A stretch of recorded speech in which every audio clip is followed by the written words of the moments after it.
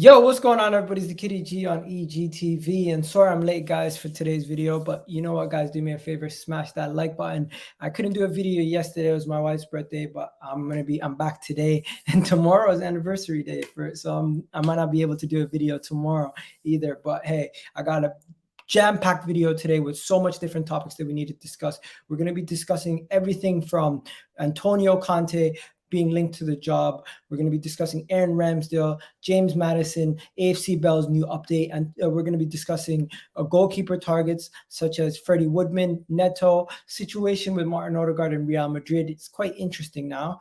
Tammy Abraham going to Roma means Arsenal don't need to worry about that Tammy Abraham situation anymore. Houssem Aouar, is it still possible? Lacazette, Aubameyang, so many things that we need to discuss. And I got Harry with me today to discuss these things. Harry, how you doing? Yeah, good, buddy. Thanks for having me on. It's been a while. There you go. So yeah, big up to everybody in the chat. Do me a favor, smash that like button. Let's get today's video to at least 100 likes. And you already know what it is, the intro. Okay.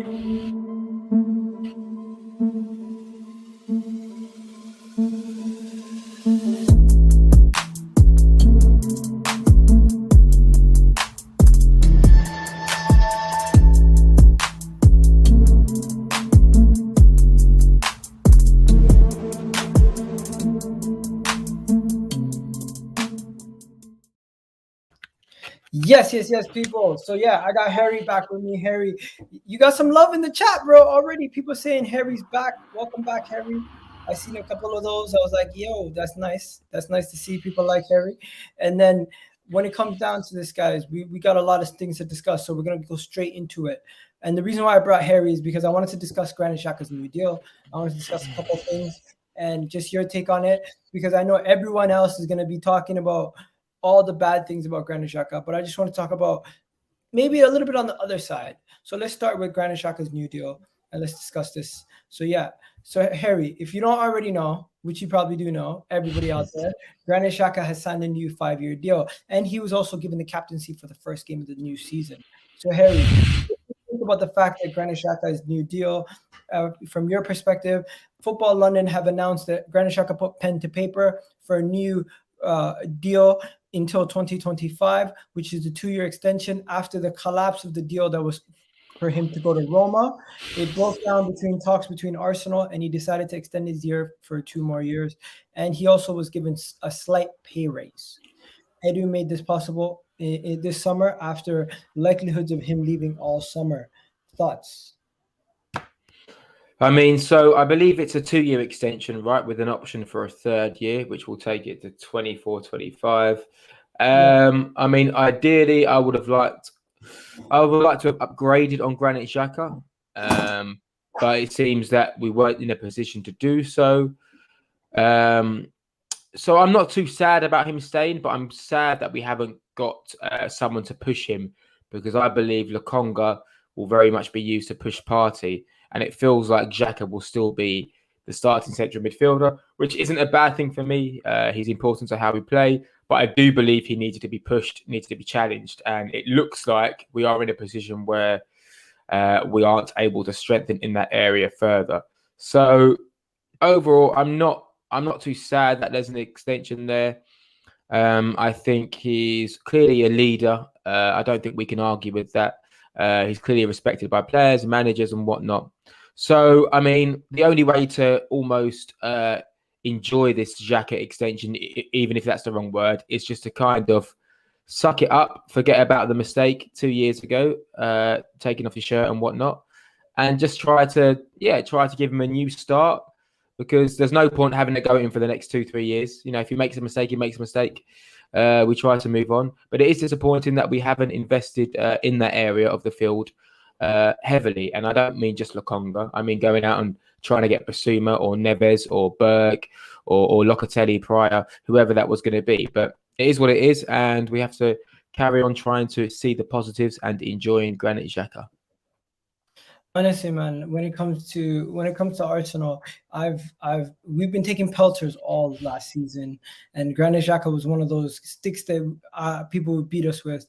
Arsenal fans are themselves, because I was somebody who I specifically do not dislike Xhaka, but I can see his value in the team. Do you get what I'm saying, Harry? And sometimes people make it seem like he's so unvaluable that we should get rid of him for nothing. And some people also make him seem like he's integral to the team to the point where we can't get rid of him at all. And I think there is an in between where you can say that he does make mistakes, but at the same time, he is integral to the way that we play. And you could tell when we were missing him in the Villarreal game.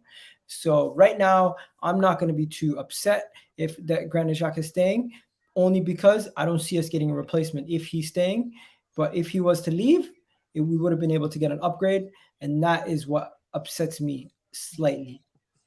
And as you said, but yeah, that was the story about the whole Granit Xhaka thing, guys. Let's just keep it moving swiftly. There's no need to get too into that.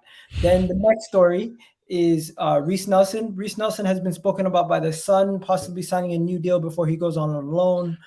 Not too worried about this one also. I don't think it's nothing to really write home about. Reece Nelson going on loan, we've been hearing about it a lot. If he signs a new deal, if he doesn't sign a new deal, a lot of people don't think he's of the level to play for Arsenal at the moment, even though he was highly touted to the point where he was more rated than Saka. If you remember? Do you remember that?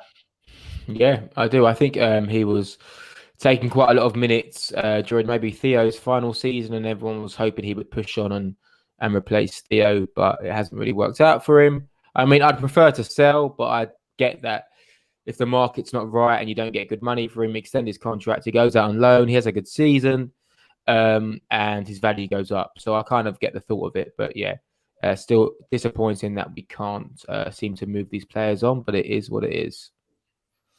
There you go. Now, moving on to the next topic, guys. The next topic is a topic that I want to spend a little bit more time on. The Athletic have reported that Hector Bellerin is desperate to leave North London this summer, and he might be desperate to leave Arsenal this summer to the point where he might even hand in a transfer request.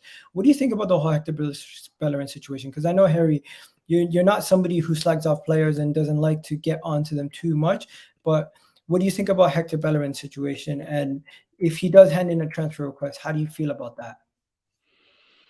I mean, I don't mind. I think obviously we need to sell him. I think him potentially taking a pay cut is because he knows he's on a lot of money at Arsenal and he won't be able to get that elsewhere.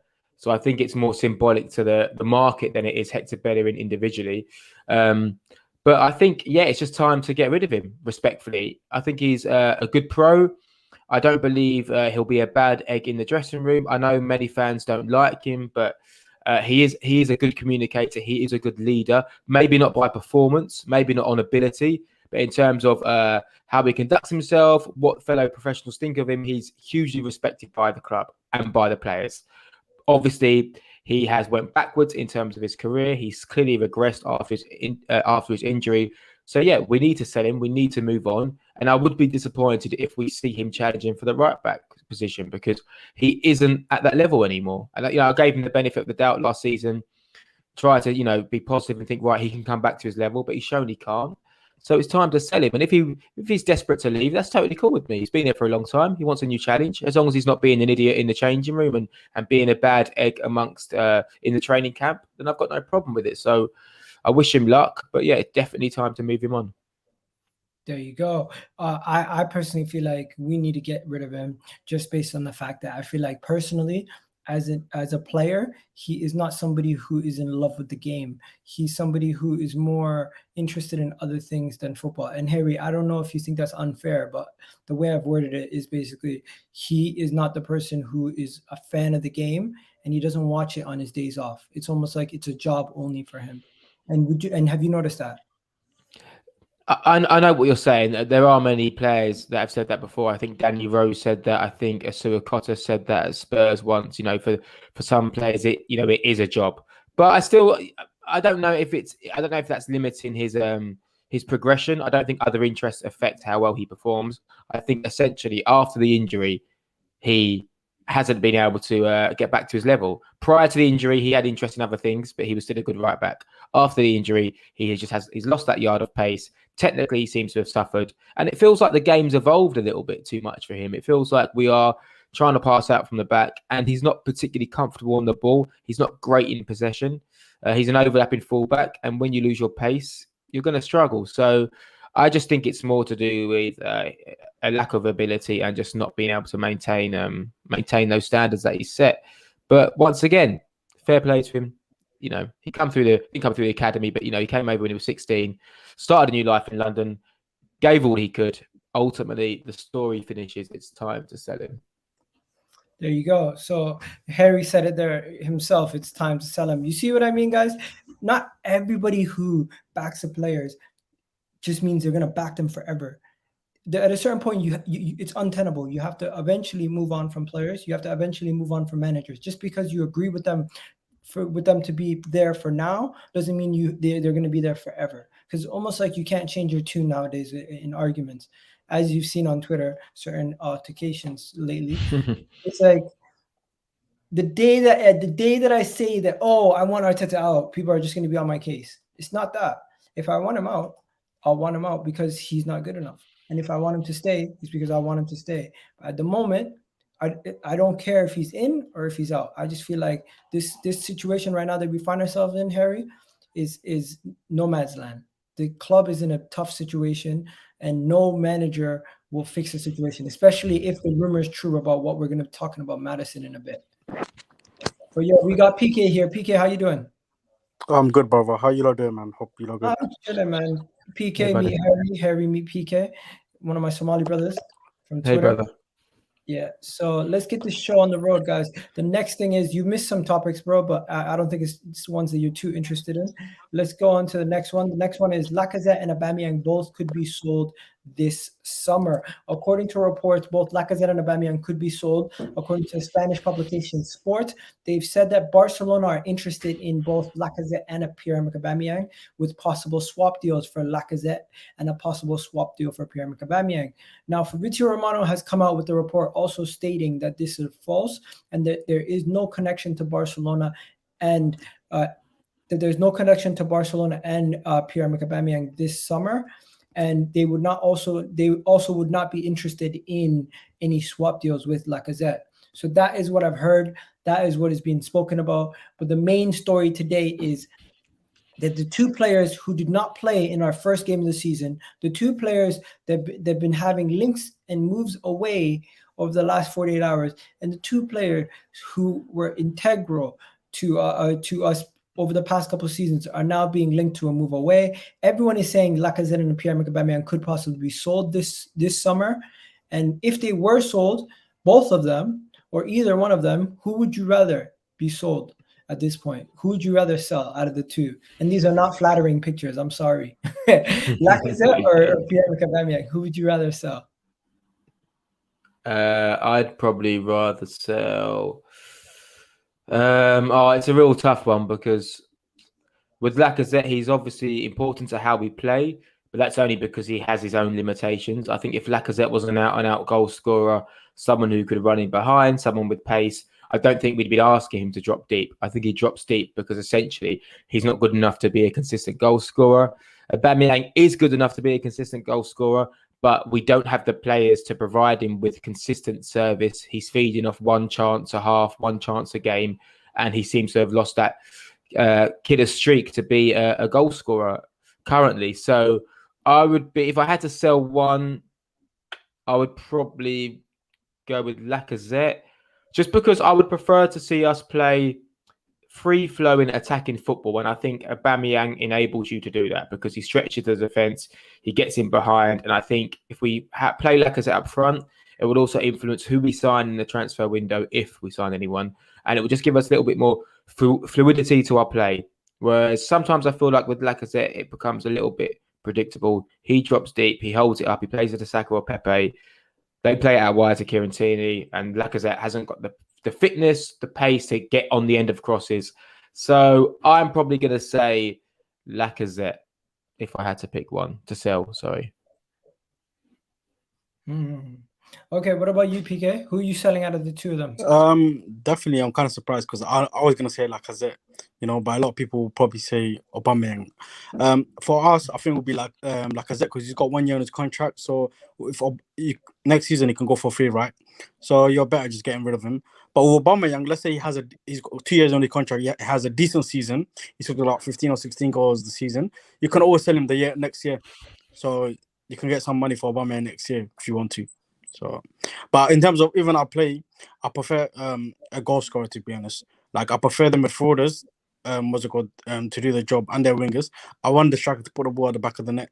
I don't care about you turning around and coming halfway. I don't care about that. All I care about goals. So I would have picked Aubameyang 100%. And Aubameyang is more likely to score more goals than Lacazette. So yeah.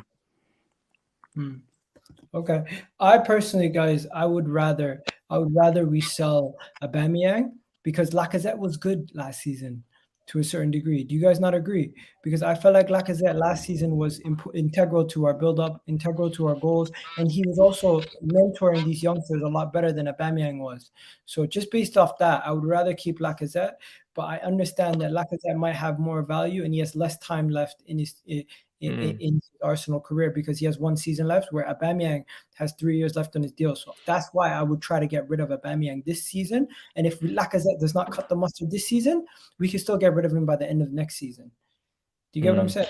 Yeah, I do. I mean, my only reservation with Lacazette, and I don't want to appear too harsh on either of them, is that Lacazette is great in terms of, bringing in the young players and holding the ball up and getting the odd goal here and there. But it's only relevant if your wingers are scoring lots of goals. So, for example, Firmino at Liverpool, if Salah and Mane are banging in goals, you can get away with Firmino scoring 5 to 10 goals in a Premier League. You can get away with Firmino, just being this person that drops deep and brings other into play. But we don't have goal-scoring wingers and we don't have a goal-scoring striker. So for me, it's just about goals. And I think with Aubameyang, potentially there's 20 odd goals in him.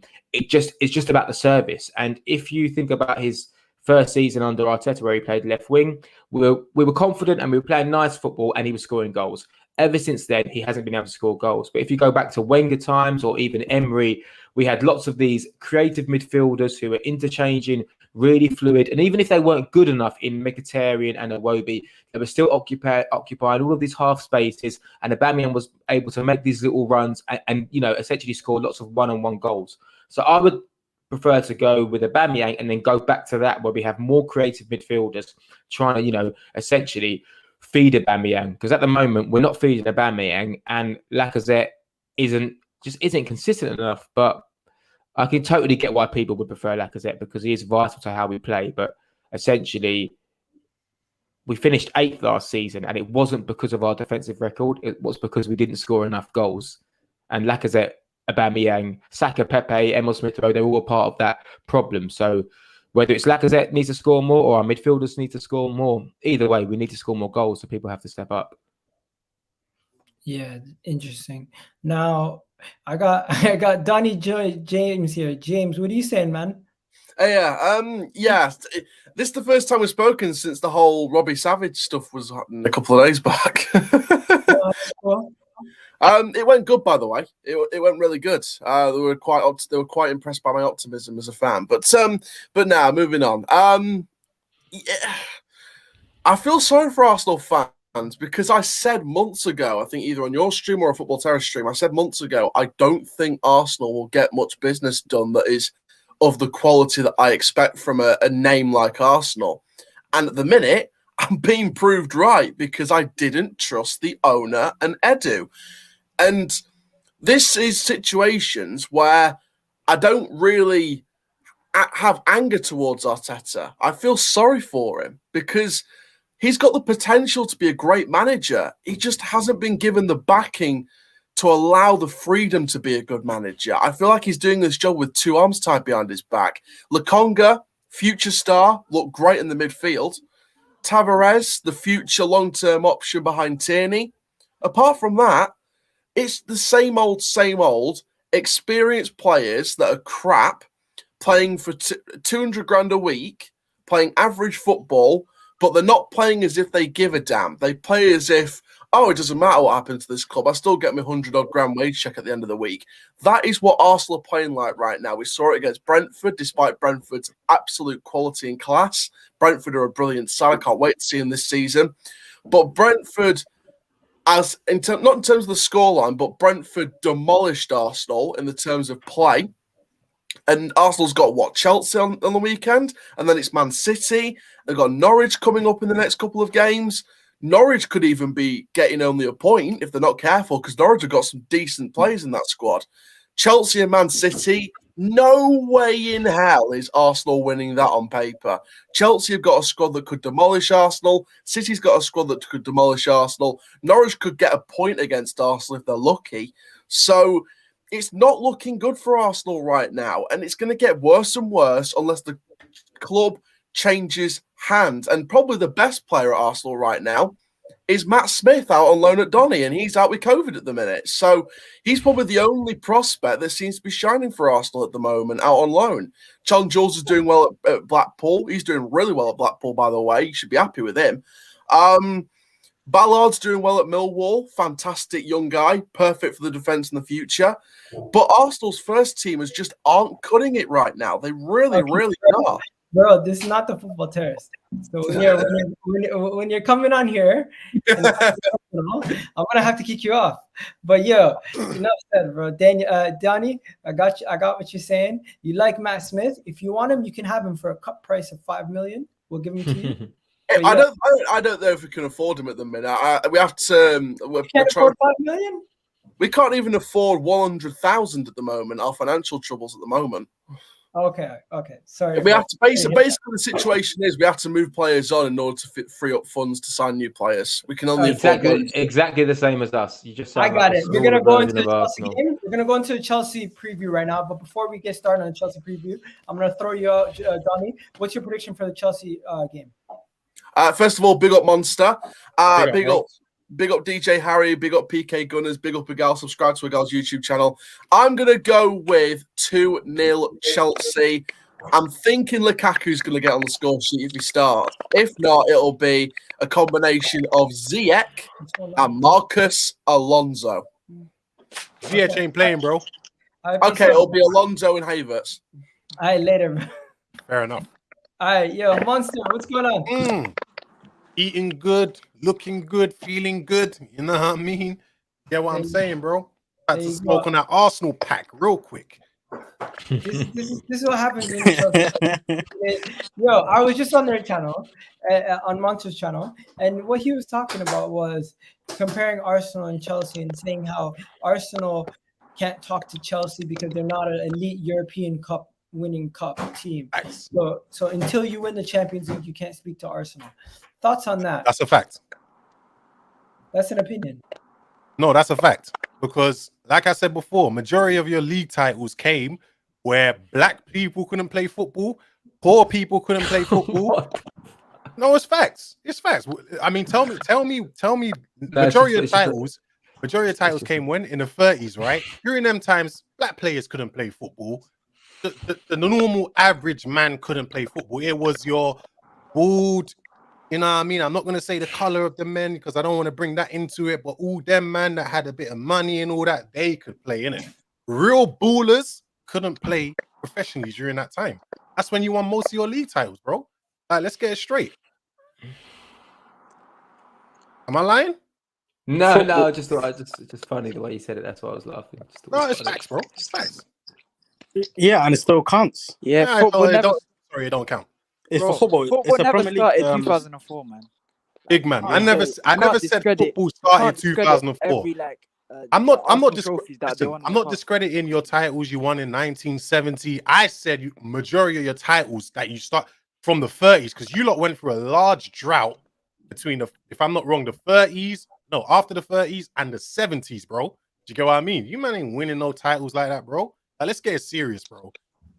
We still have more league titles though, so have you though? Let's move on. Yeah, we still have more league titles. Yeah, right. Right. Chelsea, man. Yeah, right. Wait, how many you got anyway? You got like we got 6. Yeah, we got 13, bro. Like big man, like 9 of those. 9 of those titles came in a time more titles than where a black man couldn't play football, bro. It don't. What are you trying? It matters. It matters, bro. It matters. It matters. Wait, so you're telling me black people aren't allowed to play? No, they weren't allowed to play, bro. No blacks, no Irish. I'm sure there was black players in the 70s. No blacks, no Irish, no dogs, bro. Wait, there was black players in the 70s or 80s. I never said 70s, 80s. I said the 30s, bro. I don't know about the 30s. Exactly, bro. Sure exactly.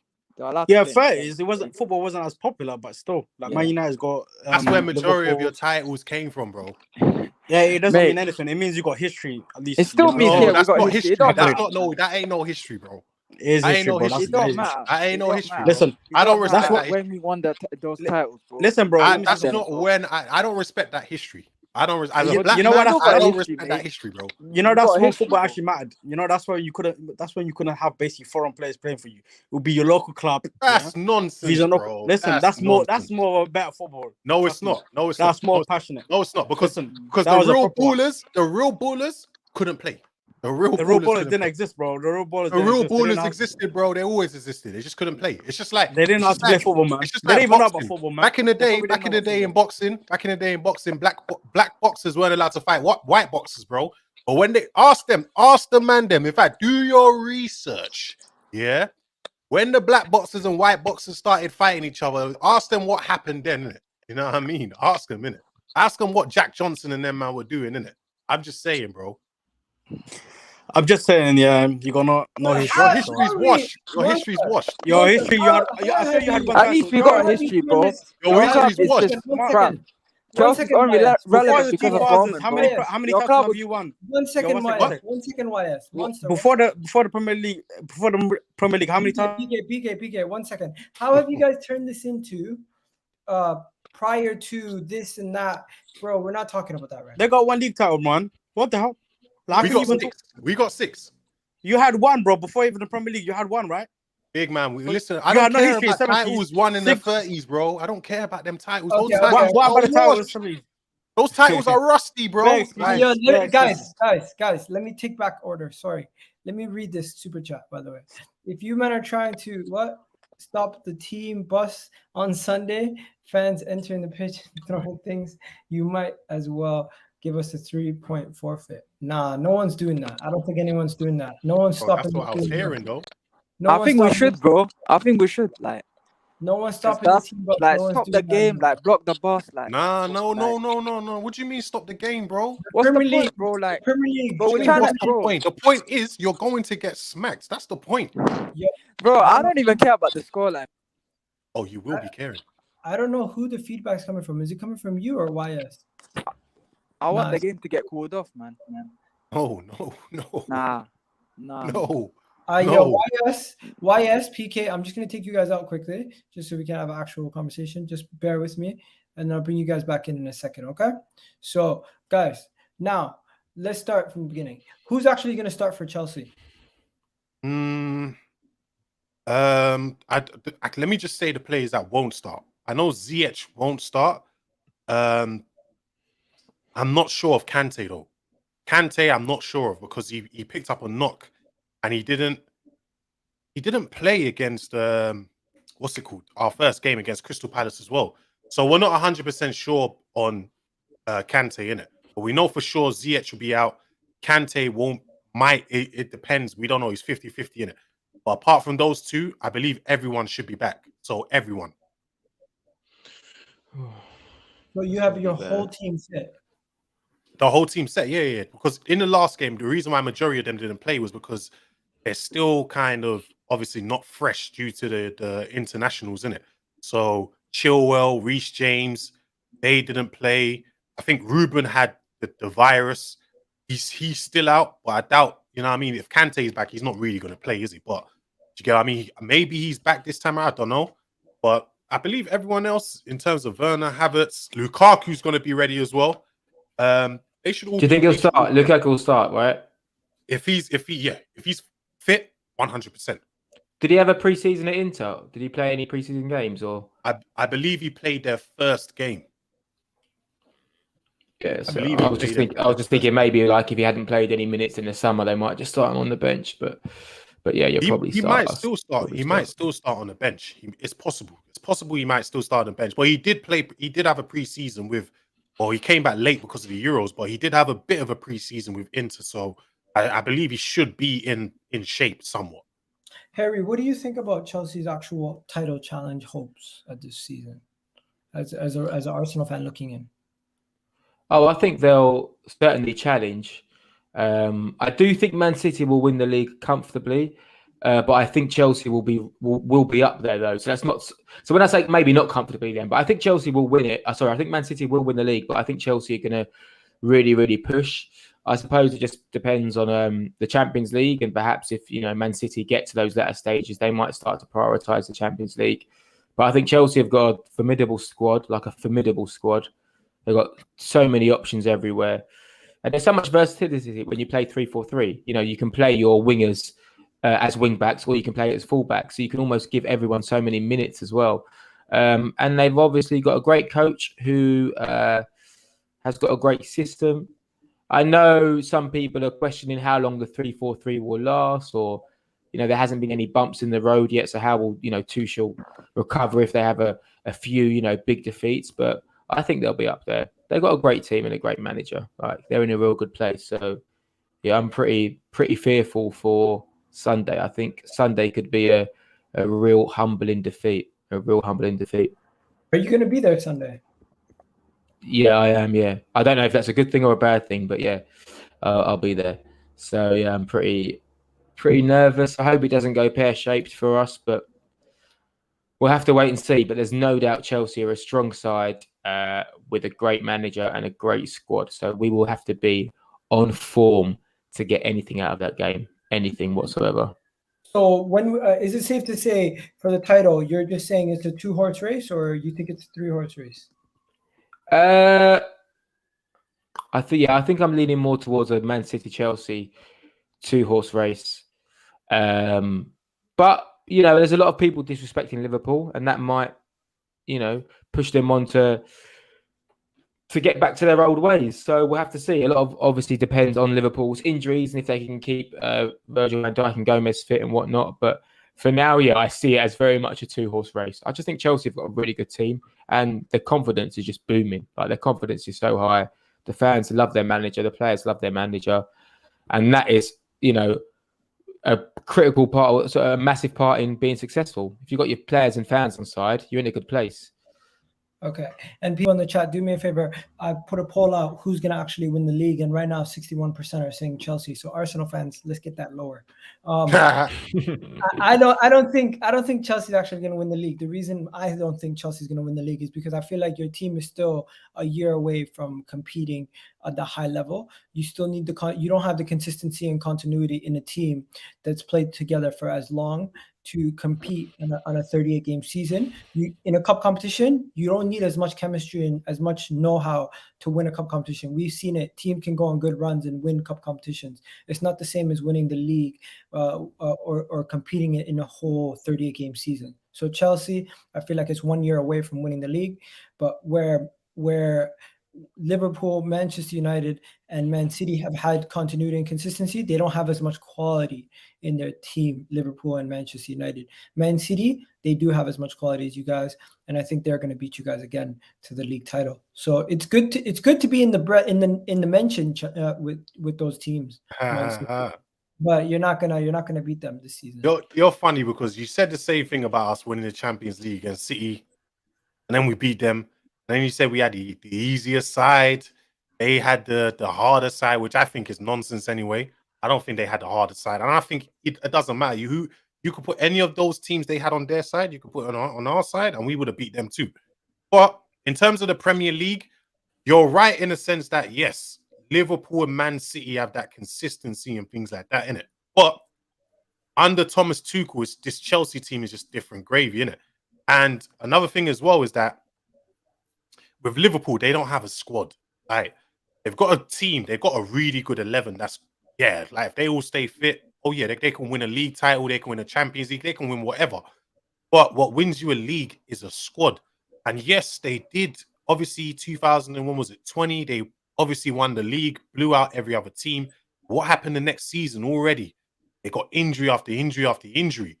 They know they have this issue now, and still they haven't addressed it. They still haven't brought in no squad depth. I can't even believe it myself that they've not done this. Robertson's already injured before the season already started. He was on crutches, although I think I did see him today training again. It just takes one or two players to go down for them, which is likely to happen. It happens with every team. It's not far-fetched to say that. One or two player goes down and boom, they're back to the normal Liverpool. And then with City, City's problem is they don't have a striker. Do you get what I mean?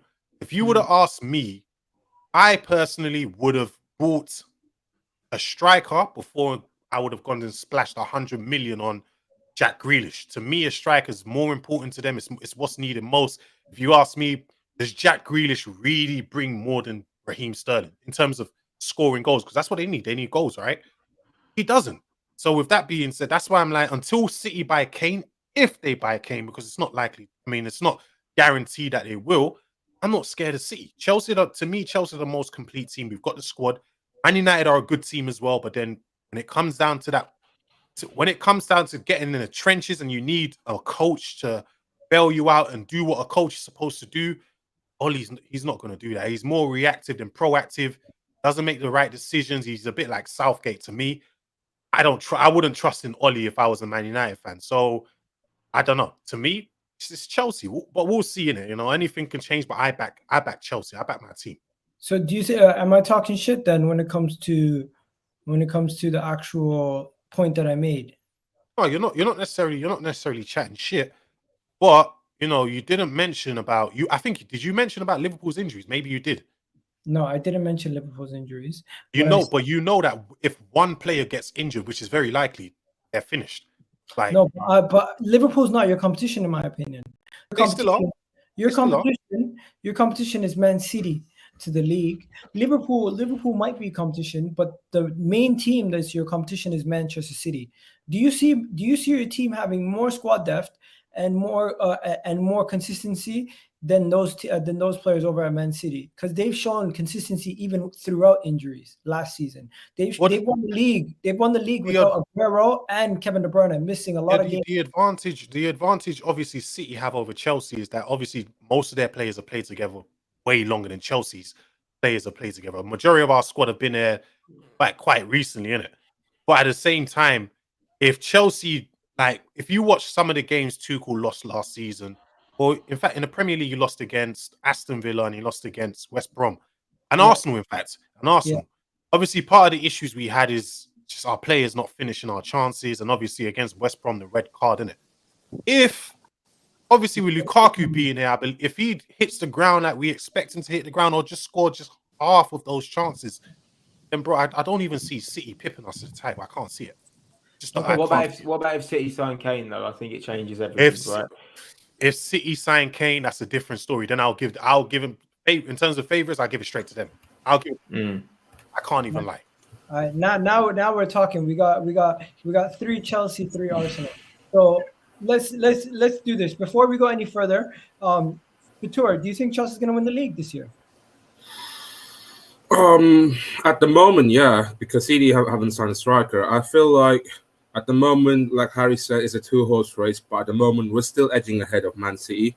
But if they do get Harry Kane, I think it's City titles to lose at the moment.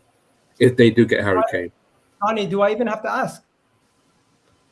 Whoa. We know what we are. We know what we are. Champions of Europe. We know what we are. You know what I mean? Let's have it. Of course we're winning the league, man. We're Chelsea. We got Tuchel, man. We've got Havertz. We've got Mason Mount. We've got Lukaku coming in. You know what I mean? Like, City they're broken, bruv. You saw them against Spurs. They're a broken side right now. And even if they get Kane, he's a bottle job anyway. What's he going to add? He'll add goals, but, you know, he ain't got that winning mentality like us, our lads. You know what I mean? We've done them in the Champions League final. Easy. That was food and drink for Tuchel. It was too easy. It was too easy, man. It was too easy. PK, do you think Chelsea's going to win? No chance, man. No chance. Even Man United is ahead of them. For me, Man City and Man United. Man United? Yeah. What are you smoking, Stop their cap, bro. Where are you This is not a cup competition. In terms of cup competition, I don't think Chelsea players can do it within 38 games for me anyway. The reason why a lot of players hasn't even hit the ground running. Like Havertz haven't hit the ground running. Ziyech, Werner. So literally, it's a system. Right last season, this back three is helping them. Did they not hit the ground? Did they not hit the ground running, win the Champions League, bro? Yeah, I mean, is that not hitting the ground running? Okay, guys. You know what I mean? It's a cup competition. It's a cup competition. So that's why you. It's one you ain't. That's why Arsenal ain't won, innit? So that's like, one second. One second, guys. 1 second. Johnny PK, let Harry speak. Banter aside, it's a fair point. I mean, the Champions League run is absolutely incredible, but in the Premier League, a few of those players did struggle. So it's a fair criticism or a fair reservation. But like you say, you've replaced that with Lukaku, so you're still going to get goals. But I think there are a few players at Chelsea who struggle to impress a little bit. But like I said, I still think you're challenged.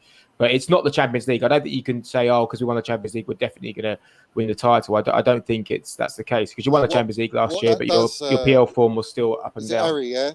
Harry, what that does, what the Champions League does, is it's brought to such a young side. It's brought elite mentality, winning mentality, and confidence. And you've gone on and won. Yeah. You've won the Super Cup as well, so you're going to season winning another European Cup. Yeah. So you're already you've battered Crystal Palace. All right, you can only beat what's in front of you. They're not a very good side. It's clear as day. It's not like I'm giving it all the big un that we beat Crystal Palace. But at the end of the day, we beat them comfortably without overexerting ourselves, and we got the 3 points, got the job done. Because as we all know, as you lot know, the first game of the season is a bit of a banana skin. Can be. So especially after we just played 180 minutes and penalties. Yeah, true. Yeah, no, fair play. Yeah, fair which play. you struggle, man. Which was terrible match. What are you talking about? They beat you, bro. But at least we're in it to They win beat it, you, man. bro. Guys, let's stop for a second. Monster already mentioned who's This going to guy's start. salty, man. When we talk about this game right now, are you guys a little bit worried about the fact that you guys have been losing to Arsenal a lot lately, and just like you're dropping form every time you face Arsenal? Do you know what, Odegaard? Right Not now, anymore. no, not now. The way Tuchel's got us set up, and the kind of confidence that we've got in our team, I don't think we're beating you on Sunday. You're in no way equipped to not even draw. Honestly, the way you played against Brentford was atrocious, man. You were toothless. So, like, I'm even more confident as I was when we lost to you, but we didn't turn up that game, and that's a fact. We never turned up. We turn up even 50-60%. You're getting done. Okay, let Harry respond, and then I'll throw it back to another Chelsea fan. Harry. No, unfortunately, I agree. I think if Chelsea are on it, we're going to struggle. I think we were toothless against Brentford, but in terms of actual, overall football, it wasn't that bad. But no, that's true. Essentially, when it got to the final third, we just lacked any killer instinct because we've got players who haven't really played a lot for us recently. So, yeah, I mean, listen, there's no doubt Sunday's going to be potentially horrible. If Chelsea score an early goal, I think it's going to be a really humbling scoreline. But maybe that small psychological advantage we have over Chelsea, if there is one, maybe the fact that we've beaten them a few times, maybe that will motivate the players to think, we can do it if we play a certain system. But it all depends on how we set up. And we already know how Arsenal are going to set up, man. We know how Arsenal are going to set up. Low block. Are we going to set up? Complete low block. Arteta's going to play so deep. Terrible. Harry Kane was playing in Euros, bruv. Not in his. He's going to play terror football. That's what he's going to play. He's going to put all 11 men behind the ball and maybe try hit us on the counter attack if you lot can. But we're going to pressure you all game. But this time around, we got our attackers in a lot more confidence now, because I say all the time, it's not just winning the Champions League and the Super Cup. If you watch them even winning the Champions League, watch Chelsea players at the Euros. Look how much better they were. Like, I've not even seen them that good.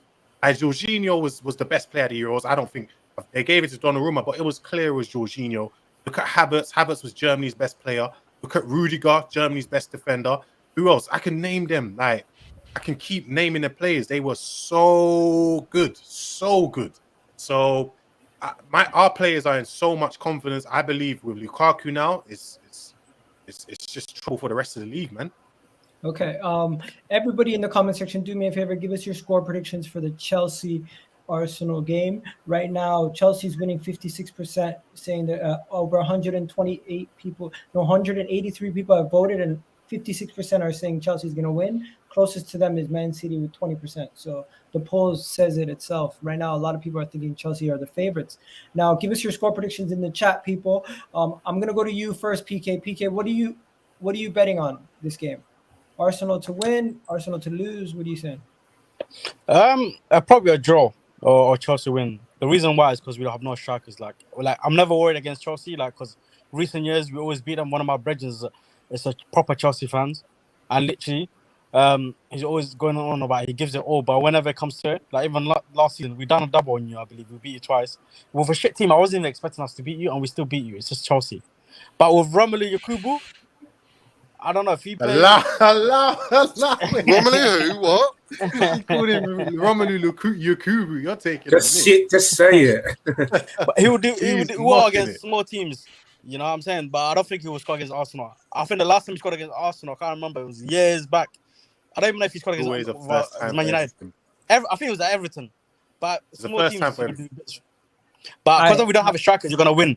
I believe because we don't have a strikers there, even if we park the bus, we weren't able to score. The Is best we that can the get is a excuse draw. then? Yo, Is your allow it excuse- with the 6-0. Okay, Johnny, I'm gonna throw it to you. Yeah. Wait, PK, what's your scoreline though? Don't shit on 1-1. the fact.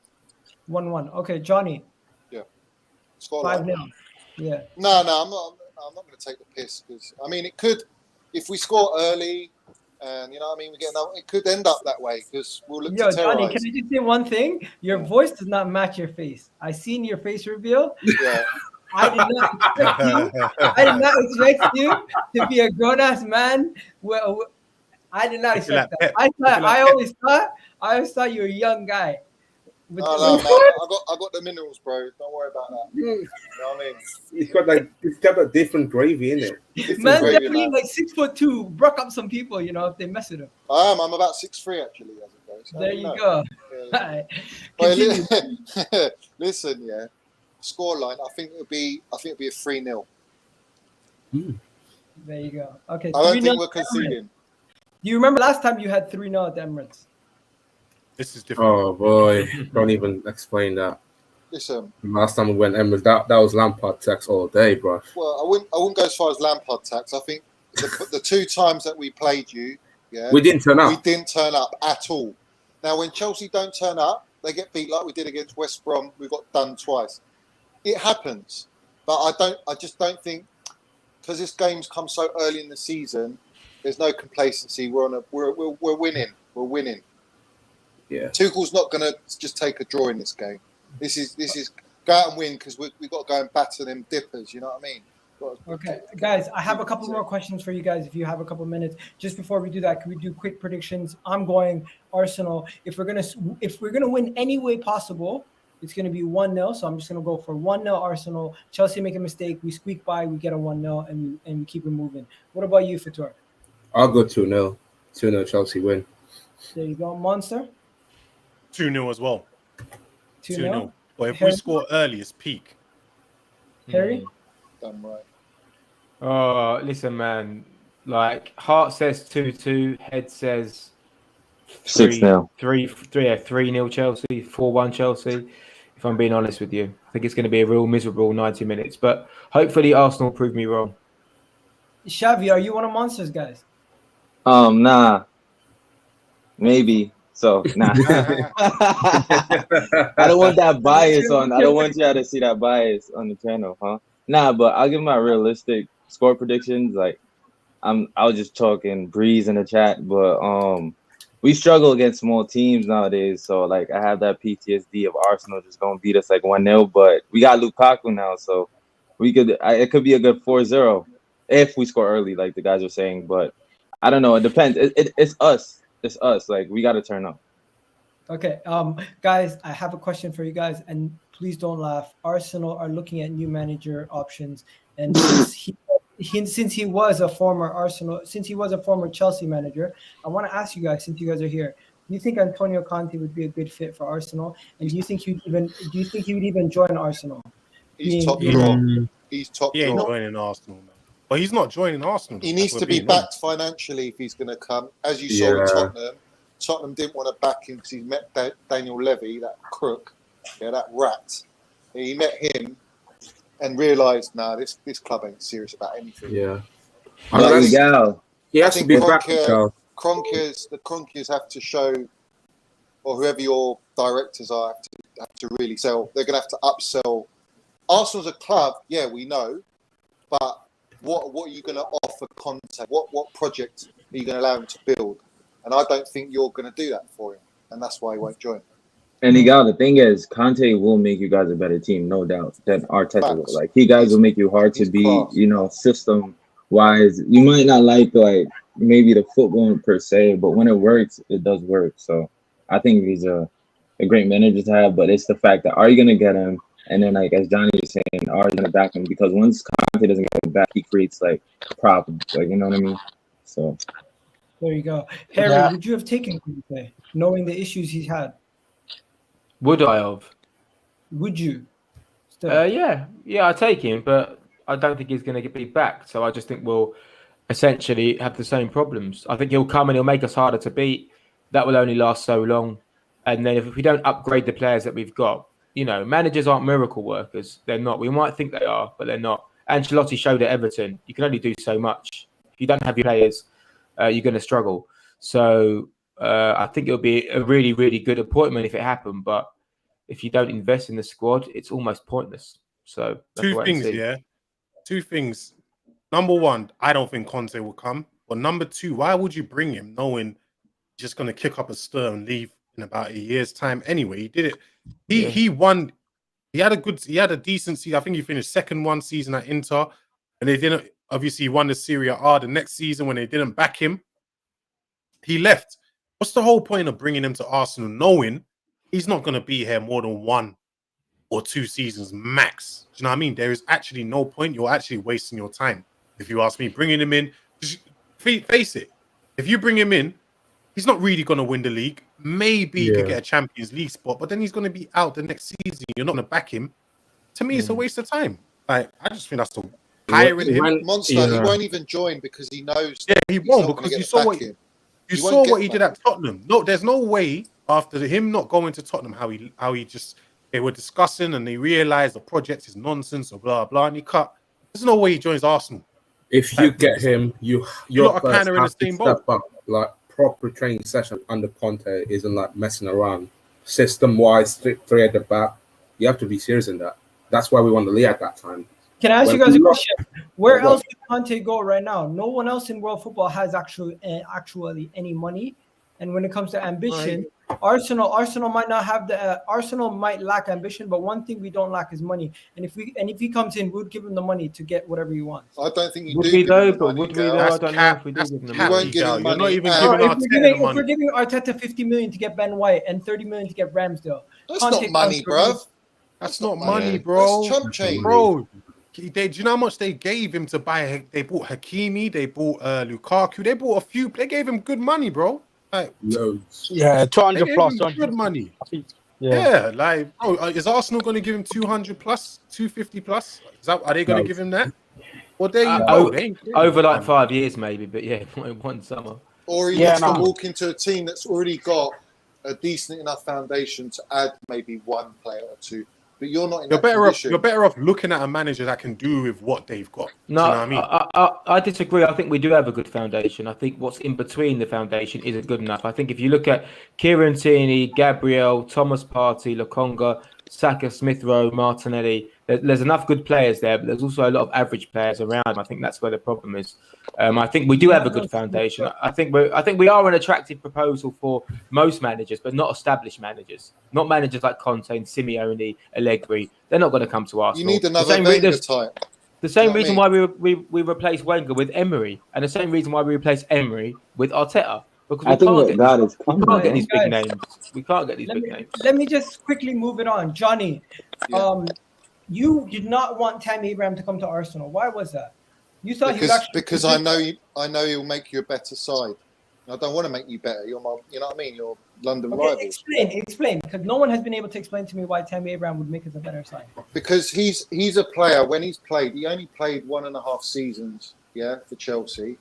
He didn't play half the season last season because Tuchel, he had an injury and he was out of favour. All right, but when he did play, whether you like it or not, he's a striker, and you want your striker to score goals. He scored 30 non-penalty goals for Chelsea Football Club. He's played in Champions League, so he's got Champions League experience. All right, he might not have played in the latter stages, but he played in the group stages under Lampard. He was pivotal at us getting top 4. When a lot of people thought, no, we're never going to do it, especially under Lampard, with no signings and losing Hazard. and he actually held the fort up front. So he's still, when I say he makes you better, I mean he's a hungry. He's going to be wherever he goes. He's going to show he's hungry and determined. But he's only 23. He's done quite a lot at 23. He's scored a lot of goals for Villa as well. I know it's Championship, but Mount played in the Championship, and we know how Mount's doing. So development for players applies differently to the players that you're looking at that development. What type of development suits them? And I think up front, you haven't really got. I mean, Aubameyang is on his day is class. We know that, but he ain't delivered, man. Since he signed the contract, he ain't delivered. Lacazette's very intermittent. He's got better stats than Lacazette already. From what I've seen, you can quote me on that if not. But he's still a player with potential because he's only 23. Like, think now he's gone to Roma, yeah? He's going to go and learn under Jose Mourinho, great manager. In Serie A, we all saw Lukaku from United to Inter Milan, a drastic difference in how he's developed as a player and his all-round game. Tammy will do the same thing, but I think going to Arsenal, whether you like it or not, because all the Arsenal fans I spoke to, they didn't want Tammy. No, right? We don't want him. But whether you like it or not, he would have got you goals. He would have got you goals. You didn't want Tammy, but your management did though. Yeah, he's just another Welbeck, man. He's just another Danny Welbeck. I would have taken Abraham. I would have taken Abraham. He's Danny Welbeck has not been at Tammy's level, bro. He don't score. He never scored. What is Tammy Abraham better than Lacazette at? Goals, bro. Scoring goals. I think he would have given us something different as well. I don't think he was the answer, but I think he would have given us something different. I think he's a little bit like Adebayo in terms of his playing style as well. He's a bit of an all-rounder. Sometimes he's a little bit loose, but I think he would have given us something different, which is why I would have been interested in the signing. But I understand why we didn't go for him. Also, Danny Welbeck was a good player as well. Don't think Danny Welbeck was shit. Tammy was clear. Tammy was clear, bro. Pick you up, PK. I'm getting too much feedback. I'll bring you on next time. Oh, he's got feedback on. Yeah, way too much feedback.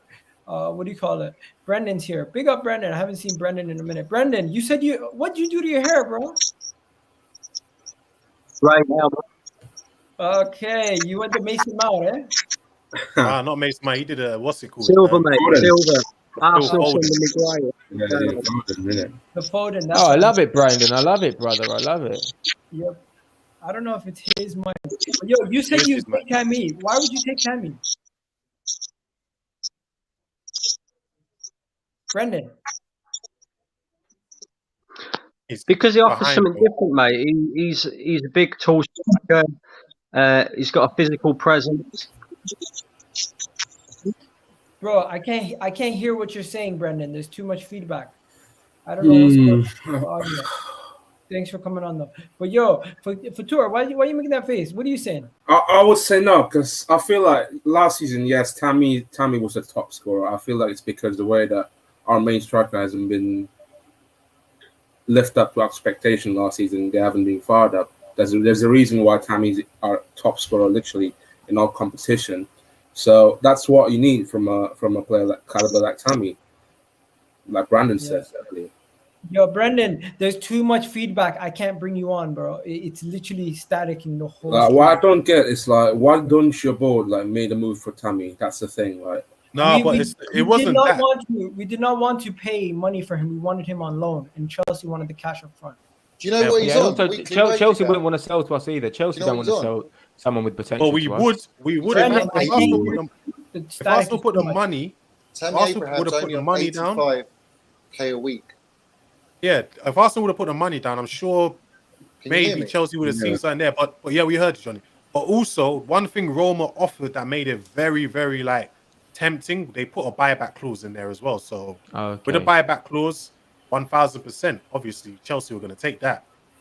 Yeah. And also, Roma can obviously offer him the starting place, right? Because they don't have a striker anymore. Whereas with us, I'm sure he'd still having to compete with Aubameyang and whatever, and maybe that wasn't as appealing to him. I would have taken him, like Brandon said, just for variety, and there's a curiosity factor around Abraham because you don't know how good he could be. You feel like he could be really, really good, and it's almost like an exciting signing to make. But Anyway, good luck to him at Roma. He seems like a decent chap. I hope he goes well. He's got the potential. That's what you're buying, because it's not always about buying the finished article player.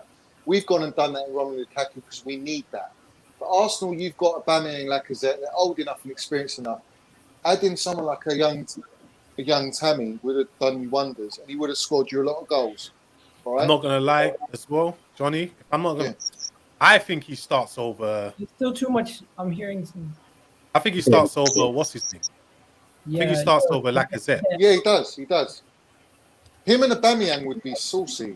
The truth is, if Abraham came, then one of Lacazette or Aubameyang wouldn't be there anyway. Like they would have been moved on. That's the only way we can make that deal happen. Let's talk about this. But again, I want to say as before I got rivals, cut off, bro. He's on 85k a week. That's not a lot of money. What's your prediction for the Chelsea game, quickly? 5-0 Chelsea, bro. Okay. Wow. Drew the Express is my guy. He keeps it real, bro. Okay. Wow. He said the same thing we won last time. So he's trolling, bro. No, he said the same thing last time. I don't know what's going on with Brendan. Brendan's trying to come in. Brendan, you there now? Is that better? Yeah, much. Yeah. I don't know what the hell happened last time. Yeah, no. What I was saying is, I would have took Tammy Abraham because he's tall, he's physical, he offers something completely different to Aubameyang and Lacazette. And you got to think as well, how many crosses do we chuck in the box? Kieran Tierney. Is he physical though? Yeah, but he is though, isn't he? He's big, strong, tall. He's quite physical. Look at Monster laughing. Well, I'm not laughing, bro. I wouldn't say he's that physical. Perfect striker, bro. Think about how many balls we put in the box. Kieran Tierney chucks in, and there's He's nobody. not getting it on his head. When have you seen Tammy Abraham score a header? He scores headers, bro. He scores headers. He's like a better Sonogo. He's got Sonogo vibes. I'm not laughing, bro. He's better than Sonogo. I'm just saying. He is. You should get him. Like, why don't you back that? Why you back It doesn't that? matter anyway. He's gone to Roma. It's done. It's done. Gone to Roma, and It's if he becomes that great striker, he's coming back to Chelsea. So yeah, good. Yeah, exactly. At least you got to buy back clothes. So yeah, we got to buy back 85 grand a week. You could have afforded that. Guys, I'm gonna do the rest of the show, but before I do that, let me just ask you guys this: Can you guys, as rivals, can you see James Maddison coming to Arsenal? Oh wait. Yes. Yeah, I can. No, I can't. I can't either. Only because we won't spend the money, right? Not because he doesn't want to come. He clearly wants to come. No, I think he would come to. I think he would love to come to Arsenal. Oh, whoa! I just think he clearly does. He wants to come. That's. Oh yeah, he wants to that's come. Known, but we're not going to pay. He wants how much do Leicester want? They want 70 mil, innit? All right. So Chilwell, they wanted 80 million. We went and looked at Reguilon, and then they dropped it down to 50 million. You can do the same thing. It's a bit different, though. It's different. He's their price as well, isn't he? Leicester don't need to sell. They don't need to sell. Leicester didn't mind losing. What do you call it? Chilwell. That's why they even lowered the price. When you look at it, they didn't want to lose Harry Maguire. They made Man United pay the 80 mil. With Chelsea, they kind of already they saw Castagna and all these guys. They had James Justin as well. They just thought to themselves, this it's not necessarily, we don't necessarily need to keep him in it. Whereas with Maddison, especially this season with the squad they got, it's like they really want to try and compete for the Champions League spots. They want to keep Maddison in it. I can't see Leicester losing Maddison this season. Maybe next season, but this season. Do you think he'll push a move, Monster? Do you think he's not pushing it? Players don't, except from Harry Kane shocked me because normally when you look at it, players don't normally push moves like that. It's not a common thing, innit? That's Levy. I mean, it does happen. I think Maddison pushes it, but I just think he'll do it in the right way. I don't think he'll do anything publicly, but I think he would have said to Leicester, "I want to make this move happen, make it happen." But I think he's still patient enough to stick around with Leicester. Whereas Harry Kane obviously is that's the manager. Brendan Rodgers is who Arsenal should get. That's who you should get. Let me ask you guys this before we go. Lukaku to Chelsea has happened. Is Lukaku the striker everyone should fear? 1,000%. Yeah, of course. Yeah, no. Hey, he's the striker that Ben White should be fearing on Sunday. I tell you that now. He couldn't handle the physical presence of what's his face? Ivan Toney, yeah. So imagine how's he going to handle Lukaku? Hey, No 100 cap. Lukaku. Yo, you know, I'm more worried about Brighton- Mari. the- I'm more worried the- about the Mari Brighton- than the I am. Brighton Right? Mustafi, man. PK, stop the The cap, Brighton bro. Mustafi You know the is gonna reason- get slapped up, man. I'll tell you what will happen, right? We'll lose the next 2 games, and then Arsenal will do what they always do and panic Go buy on a in run. the window, and we'll just end up being. I tell you what, if we play like we did the other night, I don't even see us getting top half of the table. And I'm being genuine here, genuine. I don't see what Mikel Arteta is building at Arsenal. I really don't. He's still trying to play out from the back. We still fail to do that. Everybody was ranting and raving about how we had the 3rd best defence in the league. We look like a shambles. We've still got no protection in front of the defence. We've got no ideas and no quality coming from midfield. We don't know how to attack properly. It's just a right sham at the moment. It really is. Okay. So, You got no Guys, creativity. Chelsea guys, the tour Monster, Minerals, Johnny. You already know what it is. We got everyone here. Do you guys have yourselves a wonderful day, and hopefully on Sunday you guys aren't smiling and Arsenal win. I'll see you guys then. Peace out. Later for tour. Monster, you already know what it is, bro. Appreciate you, bro. Hey, tell PK Guna to stop the cap, bro. Stop the nonsense. Yo, let me say one thing. Listen, Lukaku, strength and Ben White, but then Lukaku's touch will help Ben White. That's one thing I'm going to be seeing. Stop. You know? Bro, the reason why you guys wouldn't get... Let me just quickly finish. The reason why you guys wouldn't get Ben White, this is no joke. I think you guys are going to go get Odegaard. That's who I think you're going to get. Because if you buy Odegaard, there's no way you're buying Ben White as well.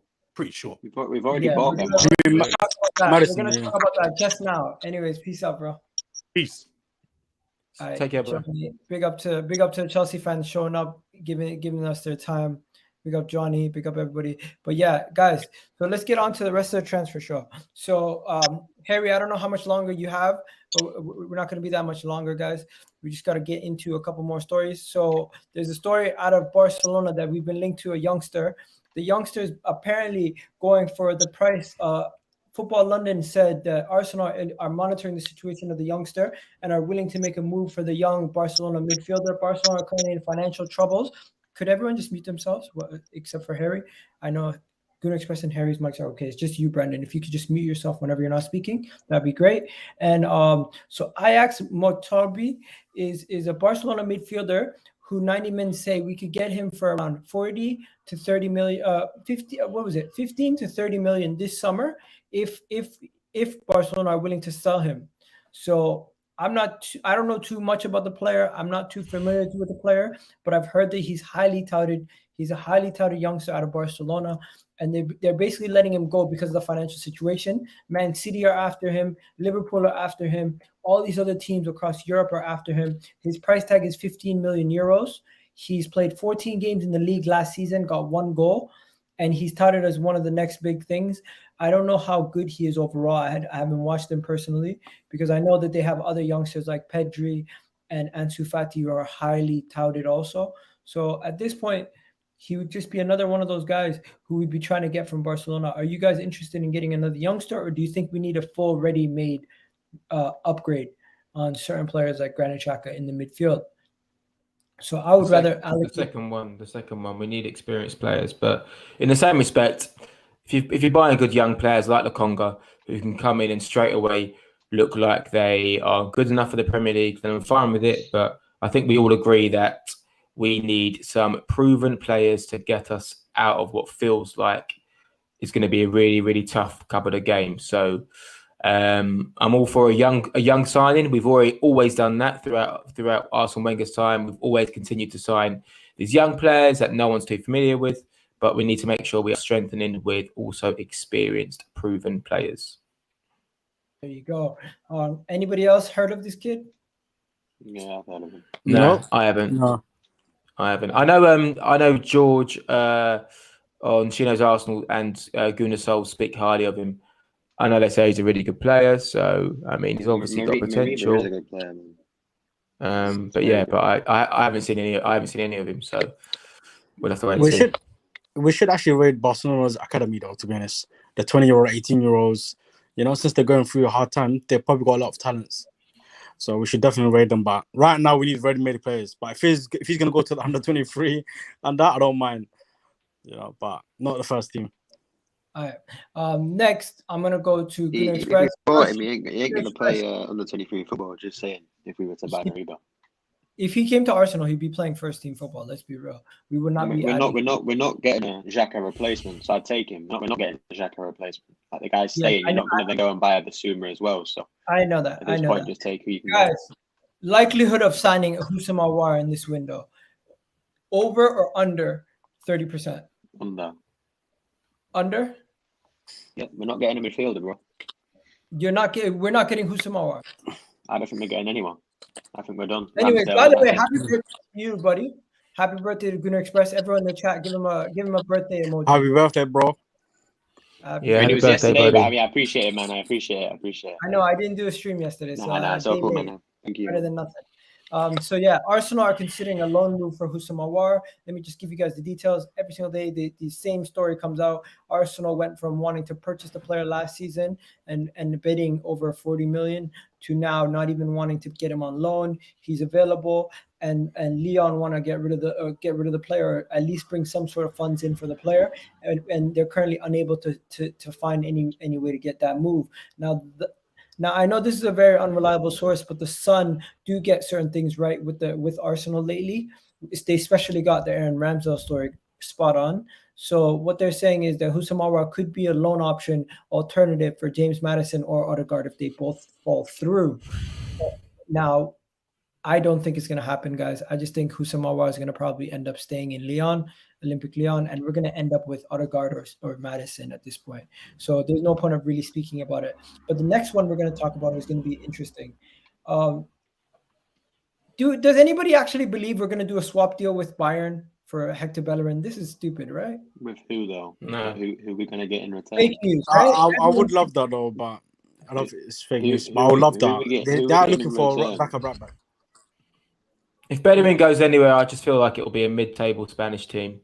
I can't see. If we're swapping, I can't see Bayern Munich taking him. Who are Bayern giving us? Gnabry, I think. Gnabry for Bellerin. Gnabry for Bellerin. Who the fuck with that story, bro? No, I was only joking. I thought it was Tolisso. I was going to say, who the fuck? Yeah, Tolisso, the centre mid. Oh, it was Talisso's dead, man. Tolisso dead. For Hector Bellerin. I'd rather keep Bellerin, bro. And it came out of Italy. So an Italian club is talking about an English team and a German team. That's never a good sign. It's never a good sign. Bayern don't do swap deals like that anyway. They always want to make money, so it's just not real. So Bayern don't do swap deals. Okay, guys, let me ask you guys this. This is gonna frustrate you. It looks like Aaron Ramsdale and Odegaard are the favorites to sign for Arsenal by the end of the window. The odds of them two signing are higher than any other player. Now, this report came out today that Odegaard, his number 21 shirt has been given to his teammate. It's basically being stripped of his shirt, making it seem like he's going to most likely move on. Rodrigo took that shirt. He's also being touted for 35 to 40 million. And Aaron Ramsdale is now back on. The exact words from Dean Jones on the Football Terrace today was, I'm told that Arsenal will make two signings. Hopefully, one of them will be most likely a right back, and they're still pushing for Aaron Ramsdale at the moment. And he also spoke about Odegaard possibly being a loan deal. So if we're going to make two signings, it's going to be a goalkeeper, most likely most likely Aaron Ramsdale, in a situation where we're not going to get Maddison, but we might get Odegaard. Stressful, but we're not going to talk about the James Maddison thing yet. Just what do you guys think about Martin Odegaard Ramsdale transfer window at the end of the window? The Athletic have just said as well that we're also exploring a deal for Neto at Barcelona. So if that happens, you know what that is? Maybe if it's Neto, then it's Neto and Maddison, maybe. And if it's Ramsdale, it's Ramsdale and Odegaard. Who knows? Either way, we need to sign a goalkeeper. I prefer Neto and Maddison for sure. I liked Odegaard a lot, but I just think Maddison will give us a little bit more balance. And it might sound a bit silly, but the free kicks and corners are something that I think will really help our team. So I would go for Maddison and Neto. And in all honesty, I'm unsure about Ramsdale. As keen as I am to see us try to change the Leno situation, I don't feel like Ramsdale is the right answer. So I will go for Neto and Maddison. Okay. What about you, Gunnar Express? You're on mute. I mean, yeah, definitely Neto and Maddison, man. Like, Odegaard was awful at Arsenal, very shocking. Again, I'll bring up a stat. Saliba had more big chances created in one game for Marseille than Odegaard had 6 months at Arsenal. So he's not creative. He's not what we need. If we want creativity, I'd rather have Smith Rowe. And then Ramsdale, I'm not even going to talk about that guy. One of the worst keepers I've ever watched play. So if it's a choice between Neto and Maddison or the other two, then, bro, I'm picking Neto and Maddison every day. But as I said, I don't think we're going to get either of them two. I think it's going to be Ramsdale and probably Odegaard. So I agree with Brandon, actually. We'll lose the next 2 games quite embarrassingly, and then they'll panic buy, get those 2 players, and we'll finish bottom half of the table because that's what we always do. Guys, Bell's on a mad thing today. They just tweeted again. Yeah, they're trying to cover up, bro, because they got caught out, innit? They got caught out for being fraudulent. So okay, continue talks about James Maddison, possibly him moving to Arsenal does not come from a vacuum or what? Stubbornness, saving our face, gamble. Oh my God. They're literally going on the defensive today. I need to show you guys. Fraudulent, man. This is crazy. Like, have we've seen, I don't know. Do you guys think AFC Bell is reliable? No. Or are they being questionable now? Because this is what they're saying. They're basically saying they're trying to cover their face today. They're not reliable, man. Maddison, our continued talks about James Maddison, the possibilities of him moving to Arsenal does not come from a vacuum or arrogance or stubbornness or a desire to save our face or a gamble or a howling challenge. What? Our tweets about this file are not in genes that came out of a genie that came out of a bottle. We do not get rid of it any means rather than the information that was quoted from reliable sources on a high degree of verification.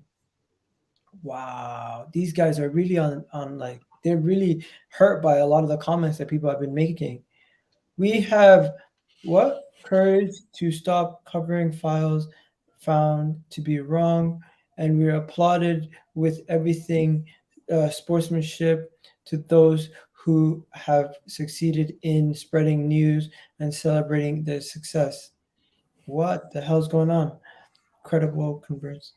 Am I crazy to say this is kind of out of character? This is extremely out of character. Well, they're obviously getting a lot of sticks. They're probably just trying to justify, their news or their recent stories. I mean, but as a general rule, right, sports journalists, they're given information from sources, they report that information.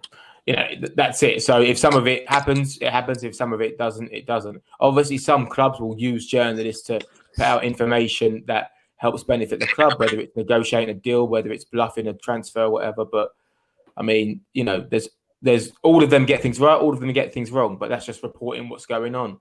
I think they know we're interested in Maddison. Whether we sign him or not is TBC. Same with Odegaard, same with Ramsdale, same with Neto.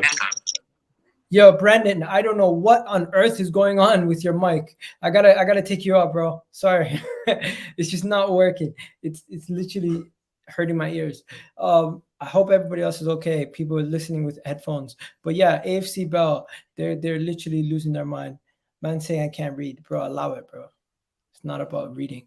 I literally have a learning disability, so I struggle to read at times. But I can read. I just don't read clearly when I'm reciting it. Now, Aslan's here. Aslan's here for a first time. Yo, Yusuf, bro, your audio is terrible, bro. I can't have anybody with the audio terrible. One strike, you're gone.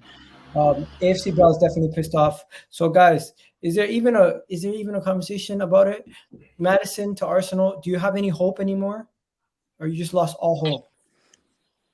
I have some hope, but that's if Odegaard, if my room just said Odegaard is not coming, that's the only way. But with Maddison, I'm a big fan of Maddison in the group chat, my friends, and I was always bigging him up. But this kind of injury is kind of putting me off. I'm not gonna lie to you still. If it means we get Odegaard, but we get other 2 players, then I'd rather go for that rather than just Maddison alone or 2 players. So I think we need about 3 players. Or I'd rather, if we could, I can just dream, but I'd rather get Odegaard and Aouar both than just one Maddison in it. Because injury, imagine we sign him, yeah, we're gonna be at the laughing stock. If we sign him and he's injured for like a couple of weeks and we're still losing games, we spent 70 million on him. That's what I'm worried about. But Maddison, I'll have Maddison over anyone. But it's just, if it means we get 3 players, I'd rather do that to help our squad.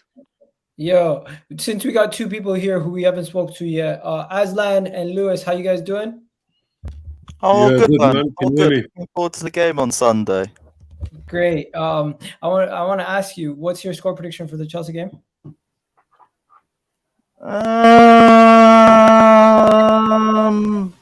Yo, you're hurting my ears. 3-0. 3-0. I'm trying to think of something that's not too wild. Okay, Aslan, what's your score prediction for the Chelsea game? We're playing at home, right? Yep. We're getting spanked 3-0, bro. Oh, thank God I wasn't being too much. Nice. I mean, Lewis, I said 5-0, bro. So you're actually being quite. Fucking hell. But I have never seen your fan base this depressed going into the start of the season. It's ridiculous. Well, you know why. You've seen the Yeah, game but again. like I've known why for years, but you've always found a way to spin it. Your audio is In the so FA loud. Cup, well, we got Aubameyang or some shit like that. Yo, Lewis, why is your audio so loud? Is it loud? Yeah, do you have like your mic right on your lips or something? Is this better now? Yeah, that's a little better. Man Harry, just said he's your lips wearing in your headphones. microphone, you know. Yeah, I was like, This is meant to be a condenser microphone, so like if I pull it too far, then you don't hear me. Bro, Oh, it's shit, too right? Is loud. it that loud? Oh, my bad, guys. Shit. I can't edit my mic settings on here. If I'm too loud, just lower my mic settings, innit? How do I do that? You go on to, you know the 3 dots when you see someone's name at the bottom? Click on that. There should be an edit mic settings. Yeah, there you go. That's better. There we go. He's probably There muted you me go. now. Yeah. No, I can hear you. Nah, I can hear you. we can still hear you. I we can still wouldn't hear have you. put it past you, innit? But yo, anyways, so we were just talking about journalists and being reliable and like, can we still get Maddison? Aslan, Lewis, you guys actually believe Arsenal could get James Maddison this window? Bro, we're not signing anybody, bro. Madison. No one else is coming in. No, that's not happening. The only way you get Madison is if you pay their entire fee up front. If not, that's Is that confirmed that we're not signing anyone else? Has that been confirmed? No, that's their guess based off okay. history and educated guess based off everything, right, Aslan? Yeah, it's just a feeling, man. It's just a feeling. I Fiona don't have any said that we're not sources. signing anyone else. I don't have any sources. I don't have any inside knowledge. I don't have a link from our club, you know. But look, what is it? 17th of August. We've got what? Is it 31 days in the month of August? Yeah. So we've got what, 2 weeks to go. You're telling me? I mean, look, anyone can feel how they want to feel, but I don't feel confident whatsoever that we're going to address the minimum 3 to 4 positions that we still need to bring in, right? And if we do bring in, say, one signing, yeah? Let's just entertain it for a second, yeah? If we are going to bring in one signing, I'm not happy. I'm not happy on scraps, yeah? The window for me was before August the 13th. That was us. That was my club being proactive. Now that we're into the Premier League, into the new campaign, any day after this, we're just reactive. That's the way I see it. Yo, I haven't seen Aslan in a while. Welcome back, says Dabber Ducky. Big up Double Ducky. That's the And guy. everybody else Man, tuned you've been in Twitter jail, man. Why are you in Twitter jail, bro? What you been doing, man? Huh? Okay, so I put a question in the chat. I put a question in the chat, guys. I'll talk about it offline, bro. No problem. Guys, I put a question in the chat. Do you trust AFC Bell, and are Arsenal still trying to sign James Maddison? ? Yes or no? No, So- bro. But one Yo, second, man, we are trying no, to you've sign. got We to are give up trying this to sign Maddison James thing, bro. Maddison. We are trying to sign him. That's, Yeah. I mean, it's We were. it's out we there were. everywhere. But no, okay, we were. Whether we do or not is obviously the question. But we are trying to sign James Maddison. I think Harry, that's can I been ask good. you this No, question? the question is, do you trust AFC Bell? Do I Yeah, trust they haven't AFC done Bell? anything wrong, to be honest. For me, they haven't done anything wrong. I don't know why fans They're are just so they're emotional. just reporting news like everyone does. It's like people trust don't any of know. them. It's I like don't people don't trust know any how of these journalism works. They haven't done nothing wrong. Like I don't get to Arsenal fans just crying about. They're not the one that's got the money and that's gonna buy James Madison. They're just reporting it. Yeah, they're just Like, reporting it. Unless there's a new industry of like. There's a sense of reliability. Lewis, are you and doing the a stream Bell on Saturday? the Bell got one thing Saturday. right out of like four different things When they you doing the reported, so they're preview? not reliable. Probably just previews from Thursday onwards. I just link me done, because we got a lot of Arsenal stuff to deal with. Yeah, no So, worries. You lot, I'll shout you lot within the week. Take care. Up the Chelsea champions of Europe. In a bit, guys. Yeah, big up Lewis, congratulations man. on Romelu Big up. Lukaku. Romelu Take care, Lukaku. mate. there No, you but go. bro, Harry, there's a can I sense of ask you this reliability, question, man. bro? Like the Bell aren't reliable. That's it. They're not. Like they got one thing right. Congratulations. Oh no, I don't know, how but that makes there's them more reliable. there's other That's what my there's other. issue is. I don't see them Oh as a no, that's reliable fair. source. That's fair. Harry. But we can only rely on who can we rely on? Can we rely on anyone? No Aren't they- one. aren't they all- No one. Yeah. Okay. So all right. So what do we do then? Do we just wait for it to be confirmed? And until then, Yep. it's categorically not happening. Yo, so I tweeted out. It's categorically not happening, but they've got things wrong, is what we're saying. They Oh have no, got things wrong. I totally agree. I mean, so what happens is, so they report a story they're told, and then that story doesn't happen. I don't think wrong, I don't think they're plucking stories out of thin air. They lose credibility and a sense of reliability is what I'm saying. They lose that credibility by reporting something that doesn't come true. I'm not blaming them for reporting it because they don't know whether it's true or not, but they then have to find more reliable sources. So that's what I'm saying, bro. So they're saying Arsenal are trying to sign James Maddison, right? That's what they're saying, yeah? Arsenal trying to sign James Maddison. Right, cool. So there we go. They're not telling us that we are signing James Maddison. They are telling us that we're trying. And if we are trying, some of their stuff sounds like that, but yeah, I mean, but there you go. So that's perception as well. But I mean, I just see it as them saying that we're trying to sign someone, and I think we are trying to sign James Maddison. Are we going to sign him? I think it's super unlikely, but I think it's evident that we're trying to do something with him. But we'll have to wait and see whether it happens. No, but where's all this? Early in the transfer window, like when the domestic window opened, and then on July the 1st when the international window opened. Where's all this?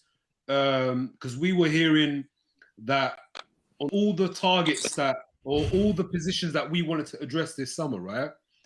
We were told that we had multiple options for each position that we wanted to address. Where are all these options? Because, like, to my knowledge, in terms of central midfield, we just chased, or we were only serious about Locatelli. For the attacking midfield position, we've only shown interest to James Maddison. So where's all this serious interest or trying to sign option B or option C for these positions? There isn't any, obviously, is there? I mean, maybe we wanted Basuma. Basuma probably doesn't want to join us. Maybe we wanted Locatelli. Locatelli obviously doesn't want to join us.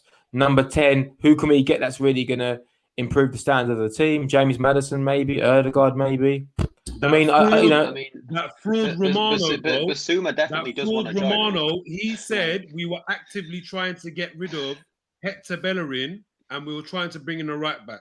Who have we shown serious interest in this window for a right back? I don't know, but if I give you a news report, you're not going to believe it anyway, right? If I tell you that AFC Bell said we're interested in the right back, you don't believe it. So it doesn't matter. It's all news, right? Until it happens. That's what you've just said. So do you just want noise? And is that going to make you happy? If we just say, oh, there's 8 right backs we're trying to sign? Or do you actually want to hear about confirmed signings? Harry, that's the thing. There isn't 8 right backs we're trying to sign, bro. What I'm saying, Harry, is what we're saying. Where are these links? Where are the rumours? All the positions that we've been reported. But you just said you don't believe the links or the rumours. You just said you don't believe them. Where are they? It hasn't come to fruition, bro. It hasn't become reality. No, I agree. I totally agree with you. Totally agree. I agree. It's not good enough. I just think. Okay, let me just ask you guys quickly. I'm gonna throw a bunch of reports at you. You just tell me straight up, Harry, if you believe them or not, and then I'll do the same thing with Aslan, and we'll see how much you actually believe and how much you actually don't believe. So we've been doing this show, Fake News, Real News, for a long time period. This whole transfer window. So let's talk about some of these transfers. Kieran Trippier to Arsenal. Do you believe that actually is something real? No, I don't know. I think it's too good to be true. I think it makes too much sense for it to be real, and I can't see why Trippier would come to us. Max Aarons to Arsenal. Do you believe that? No. Okay. Do you believe that Arsenal have been linked to a right back that is actually attainable?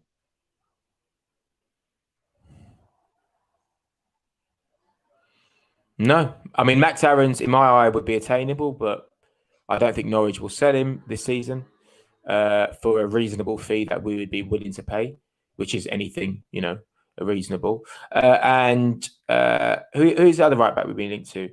Trippier, is one. I don't think that's going to happen. So no, I don't necessarily think. Mulder. Forget about that. That was bullshit. Let's go to striker. We've been linked to Lautaro Martinez. Do you believe that's going to happen? No, I think there was talk about that, but once Inter have sold Lukaku, I think that changes things. But I think there were reports that we were potentially interested, and it's one I believe, but I don't think it was ever going to happen because Spurs had a bid accepted, right, according to reports. So there you go. Dominic Calvert-Lewin, Vlahovic, all these strikers that we've been linked to. We don't believe that we're actually going to get them until Lacazette is sold, right? Yeah, exactly. Okay. Now, this is why I believe the James Maddison story over everything else. If we have this much money left and we don't have an actual number one target for right back, don't have an actual number one target for striker, and the goalkeeper situation we could sort out with chump change like 10 million here or there, doesn't James Maddison seem like the most realistic story out of all of them? No. Why? Because we're not getting him, bro. No, but you just said no, but you didn't explain besides saying, a hypothetical statement. Bro, we're not, as I said, some reason Arsenal fans are fixated that he's only going to cost 60 mil. He's not.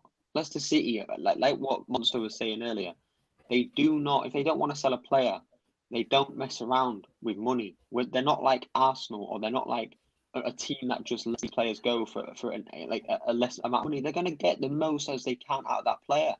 They will, if they don't end up selling that player because they don't get the right amount of money, then that's it. They're like Dortmund. If they don't sell the player, they don't sell the player. If they don't get their money, they don't get the money. That's it. They set a price tag and you either pay it or you don't. Look at Chilwell. He's not worth the money they paid for him. The only player that's really worth the amount of money someone paid for him from Man City is Kante. Even Mahrez, there's arguments he hasn't been worth the 50, 60 mil they paid for him yet. So I just don't. He's been injured again, so I don't even want him because of the injuries. As I said, I do think he's injury prone, and I'm going to stick by that because he's injured again. Now that he's injured, yes, they might sell him for less money, but you're buying an injured player who can't train, who we don't know how long he's out for. He's had an operation. It's just not. I don't see it happening. I really don't, because there's just so many things that are just not right in that deal.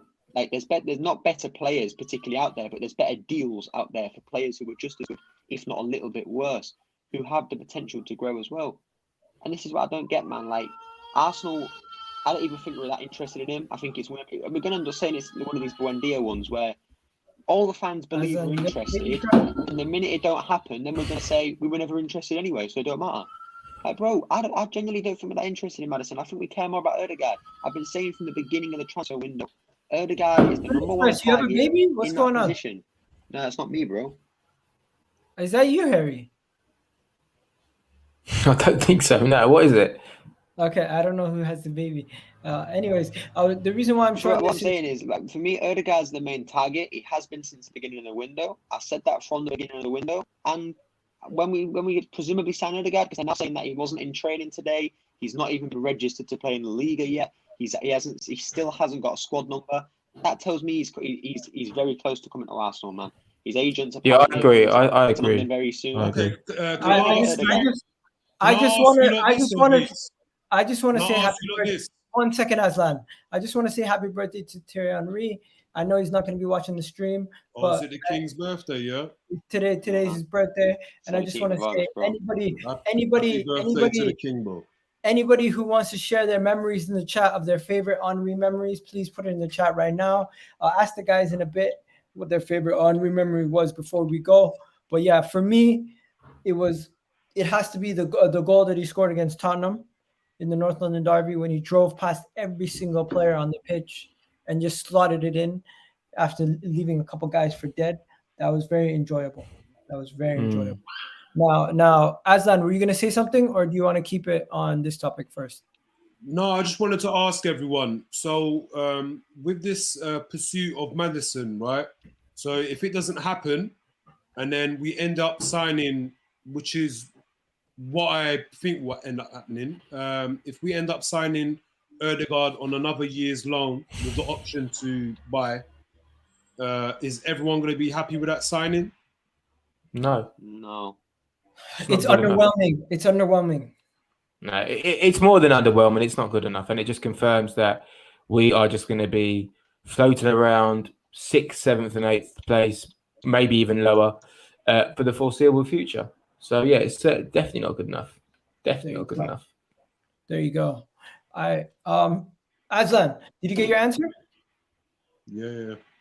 Okay. The reality of the situation is, guys, that we started the window talking about this amazing transfer window that we're going to have, and we're now sitting in a situation where we're going to be getting the same exact team, maybe even worse. That's the reality of the situation.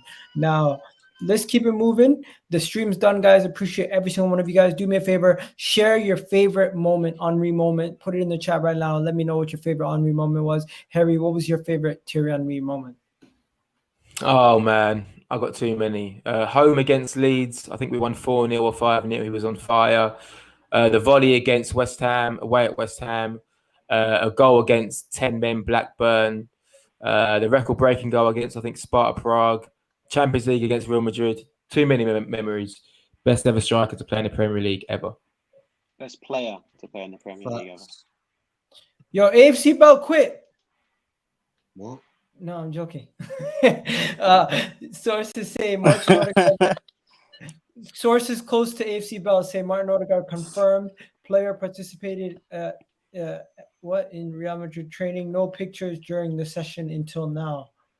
Okay, so he did. Odegaard did train with Real Madrid today. What else is there? Nothing else really. So it's just the same old. Yo, this guy's on a mad thing today. Guy, girl, whoever it is. Bad offensive, bro. Yeah, but people are buying into it. If I show you my timeline right now, I'll get a copyright strike because of all the James Maddison highlights. But yeah. Anyways, Henry, Harry, what was your soul moment? If you could pick one. I've already told you, but I can tell you again if you want, but I don't think it'll be that interesting. You said West Ham, you said Leeds. Oh, sorry. My soul moment would be, I can't. I literally can't do it. I can't. Liverpool at home. That goal when we got knocked out to Chelsea in the Champions League, and then we had to beat Liverpool at home to carry on winning the league, and he went round everyone and put Jamie Carragher on his arse, which is always good to see. There you go. Gunner Express, you got one? Obviously, I didn't watch him live. I mean, being able to share a very similar birthday with him is brilliant. I get to celebrate my birthday the day after the King was born. But if I have to pick a moment that I've rewatched, obviously, I have rewatched my old team. Not one of them fans that are younger and know nothing about the history of my club. Probably the last game at Highbury, bro. If anyone was going to do it, it was him. Score a hat-trick in the final game at Highbury, man. Like, it just showed how special this guy was. The final game, and he was going to score a hat-trick, so definitely that. But also, quickly, man, that Leeds FA Cup comeback was like, that was goosebumps. That atmosphere at the Emirates was like the best. Like, it was so good to see him come back and to see him score. And then he even scored in his last game against Sunderland away, and I was at that game, actually. Look, and they're two moments that I remember for a long time. Coincidentally, I tweeted this picture out today of that game, the last one. Look at that. Beautiful scenes, man. Beautiful Oh, scenes. man. What a place. Harry Frith. How do you pronounce that? What a place. What a guy, right? What a guy. Thank you, Miss X. Appreciate it. Now It's so depressing looking at pictures like that, isn't it? So depressing. Guys, this So guy was depressing. G. You know what, guys? Let me just show you guys a bunch of pictures, and you guys are gonna look back. Let me show you guys something. Oh my God! Look at what I'm about to show you guys right now. Aslan, take it away. What was your favorite moment, Henry moment? I mean, look, the ones that Harry and Gooner Express all pointed out, amazing highlights. For me, I'll just give, when we won the league at Shite Hart Lane, when the referee before kickoff said, like, please make sure you keep your celebrations under control. Omri said, yeah, no problem. And then the way the Tottenham players ended up celebrating the draw, and then Thierry said, well, forget that. If these guys are celebrating a draw, I'm celebrating my team, my club, winning the league at your shite stadium. And then what does he do? And the team, they run over to the away fans and then celebrate. So that was beautiful scenes. And to do it at them lot's back garden was amazing, man. How emotional are these pictures? The Dreamcast. Bro, the nostalgia's real, man. The nostalgia's real. Look at that, man. Look how young he is, man. Even Henry in that gold kit, that gold away kit, like that was a great era for Arsenal as well. Just, man, yeah, good memories, good times. Yeah. PK, take it away, bro. What's your moment? My moment is probably, there's too many, but I'll probably say Inter Milan away, ripping up Zanetti. I think it was Zanetti. I think he scored 2 goals or a hat trick. One of my favorite moments is probably the Real Madrid, to be honest. That game was tied at 1-0, where you just run through everyone. So, Cool, we're talking about Henry like he's passed away. We're just celebrating his good times. Is a goat, man. Is the goat. Is the goat. Is the goat of the Premier League, and he's the best striker. He's got both titles next year, bro. You can do it again. He's got. And guys, he's got both titles: the goat of the Premier League and the goat of strikers in the Premier League. And guys, to end off the stream, I'm just gonna say this: Granit Xhaka was captain last game. From going forward, I just want to see one person as captain. I just want to see this guy as captain going forward. No one else should be captain. This guy should have the captain armband in that at that locker room, wherever he goes. He should be the captain. I don't want to see no more Kieran Tierney, no more Granit Xhaka captaincies. That's it. Can I ask you a quick question, bro? Is this Brentford's dressing room, or is this that's Brentford's? That's Brentford's dressing room. I was going to say, bro, like, has the Emirates Stadium dressing room had a refurbishment? Is that where all our transfer budget has gone? No, Brentford got a stadium. The transfer budget went into giving Edu the meat for the barbecue, bro. That's what the remainder of that. I swear, bro. Do you guys really want me to get pictures from the Brentford game? Man had a lot of fucking sausages. Do you guys want me to get you the pictures from the Brentford game, by the way? He has a big family, Can you see what I'm showing you? Yeah, this game was amazing. Good pictures though. Kit looks nice. If you actually remember, the game itself was pretty bad. Like, I hated the fact that they had to change the socks last minute, though. It just I don't like. Yeah, I agree.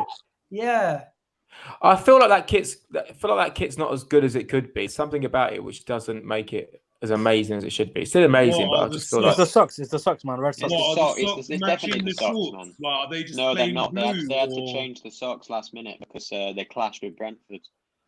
I know. No, they had to change the socks. They clashed. It makes no sense. That's why we lost. We lost because of the socks. Imagine having to change the socks because they fucking clashed. Like, Jesus Christ. That is a bit absurd, bro. But we'll be wearing the home kit against Chelsea. This right here is what made me die. This was him before the game. But did you see his tweet?